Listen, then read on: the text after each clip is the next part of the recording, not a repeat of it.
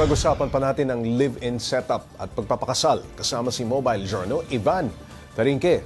Ivan, sa mga kakilala mo, sa tingin ba nila mas marami bang naniniwala sa kasal muna o okay lang ang live-in setup? Actually, Pops J, no, marami akong kakilala na live-in Oo. yung kanilang setup dahil nga base rin sa kanila is mas nakikilala nila Ang yung isa't isa. isa't isa, no? Kasi Pops J, no, kung natatandaan natin yung mga traditional wedding, pagkakasal nyo, saka lang kayo magsasama sa isang bahay, no? And Subok muna. subok muna. Oo. Pero so ganun yung nangyayari, no, Pops J, no? Parang kinikilala nila in a deeper level kung kaya ba nilang tiisin Oo. Ang isa't isa. yung isa't isa, no, Pops J. Yung mga ugali na itinatago. Okay, ano raw ba ang karaniwang rason ng mga nagli-live-in lamang? Bakit hindi sila nagpapakasal eventually? At unang-una, Pops J, no, isang factor yung mahal magpakasal. Oo. No, kailangan kasi Gaano parang ba kamahal na magpakasal ngayon?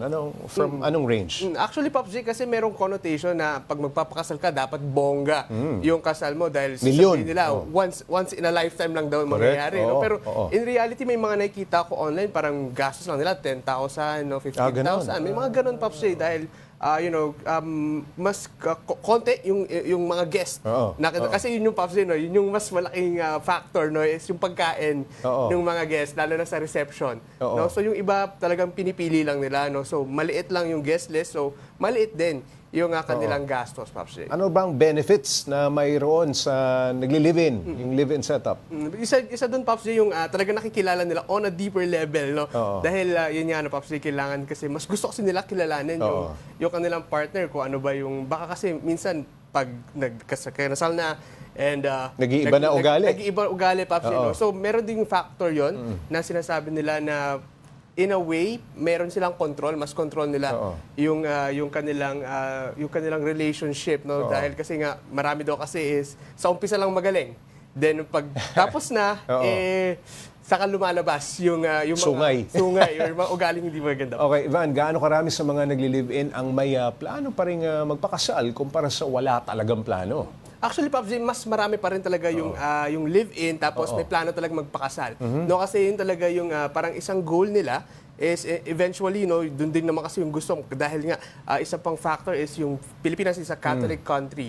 No, Pops J, maraming talagang in-instill na Ito ang tama. beliefs na ito yung tama, no, Pops J. So, sa ngayon, Pops J, parang medyo nagbabago lang, no, na nagkakaroon parang isang step, no, hindi diretso kasal muna, no. Meron parang tinatawag na testing the waters or test drive. Test drive. No, Pops J. So, yun lang naman yung Parang nangyayari. sasakyan, Kasi, yun nga, eventually, no, marami pa rin talagang mga tao gusto talagang ikasal, Pops J. Okay, sa mga gusto namang magpakasal, ano naman ang nakikita nilang benefits doon? Pops J, isa talaga doon sa nakikita nilang benefits is yung commitment. No, dahil sinasabi nila, no, hindi lang naman sa pare ikakasal, no, dahil ipapakita din kasi nito yung commitment mo doon sa inyong Diyos, no? Kasi Pops J, isa talaga yun doon sa isang reason bakit maraming nagpapakasal, no, is para ipakita yung commitment nila hindi lang sa harapan ng mga tao, ipakita rin yung commitment nila doon sa kanilang pinapaniwalaang Diyos, Pops J. Alright, maraming salamat, Mobile Journal, Ivan Tarinque.